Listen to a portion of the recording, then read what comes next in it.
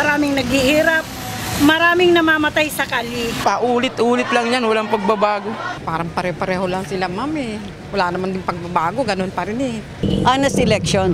Lahat po ng mga agenda nila, hindi naman po lahat tinutubad eh. Magpakatotoo lang sila sa sambayan Pilipino. Gawin nila yung kanilang tungkulin. Magtulong-tulong. Kung anong tama yun ang gawin. Sarili ko muna eh, bago sa iba. Siguro gagawin yung mga dapat, yung mga tama. Ang Pilipinas, isang bansang mayaman sa kultura, sa likas na yaman, at higit sa lahat sa mga taong may puso.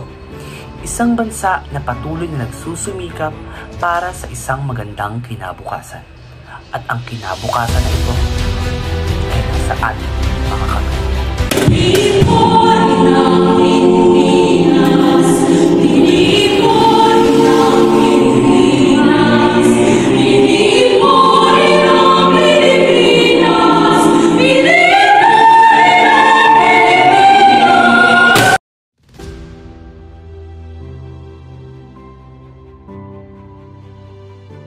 Sa bawat pagsikat ng araw, may mga bagong pag-asa.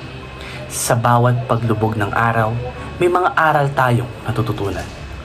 Ngunit, ang tunay na pagbabago ay nagsisimula sa atin, sa ating pagboto. Ang tamang pagboto, hindi lamang ito karapatan. Ito ang ating responsibilidad. Ito ang ating boses, ang ating lakas, ang ating susi tungo sa pag-unlad.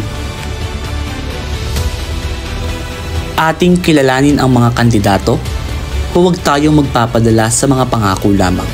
Suriin natin ang kanilang mga nakaraang gawain, ang kanilang mga plataporma, at ang kanilang mga plano para sa ating bayan.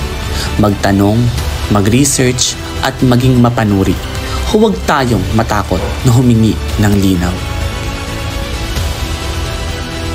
Isipin natin ang ating mga komunidad, ang ating mga pamilya, ang ating mga anak. Ano ang gusto nating makita sa ating bansa sa hinaharap? Ano ang mga pagbabagong gusto nating mangyari? Ang ating mga boto ang magiging instrumento upang makamit ang mga ito. Bawat boto ay may malaking epekto.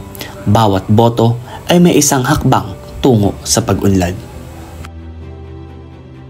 Ang ating bansa ay mayaman sa talento, sa sipag at sa pagkakaisa. Gamitin natin ang ating kakayahan upang bumoto ng isang mas maunlad na Pilipinas. Suportahan natin ang mga lider na may malinaw na pangitain, may integridad at may malasakit sa bayan. Kaya huwag nating sayangin ang ating karapatan. Magparehistro tayo, bumoto tayo ng may pananagutan. Bumoto tayo ng may kaalaman, bumoto tayo ng may pag-asa.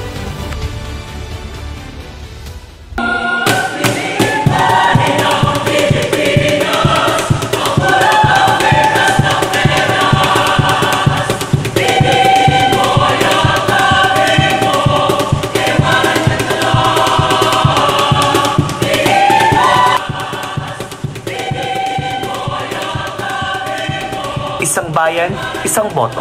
Isang boto, isang pag-asa. Sama-sama tayong bumuo ng isang mas maunlad at mas magandang Pilipinas. Bumoto tayo ng tama, bumoto tayo para sa ating kinabukasan.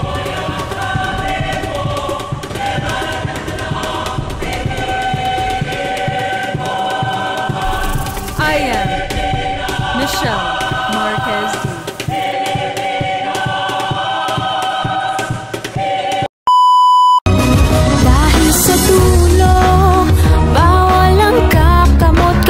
Sa katanungan, harap-harap ang iaabot, sinong pinili. Bagang tinta ay humalik sa daliling siyang ginamit at nagturo na wala ay maibalik. Dapat alam natin ang tama, ba't di natin ginagawa? Paulit-ulit na lang na ito ang bagong simula. Simula ng simula, bakit walang natatapos? Atras sa pati, lagi pudpud ng swelas ng sapatos. Ilang beses na nga ako, ilang beses na ba ako? Ba't di natin subukan at tulungan at umako? Bumahagi sa bigat na matagal na natin pasan. Pag tayo'y nagsama-sama, lahat ay malalampasan. May mas maayos na bukas para sa ating mga anak. Ang unang hakbang ay piliin ang tamang nakatatak na pangalan sa balota. Huwag na tayong magpauto, na sa atin ang kapangyarihan. Pag tayo ang kumibo, nanggigigil mong itigil ang pagsisi sa sutil na nasa pwestong di ka nakilala. Kapag siningil sa lahat ng kanyang pangakong patagal ng patagal. Kung di tayo kumbinsido, wag na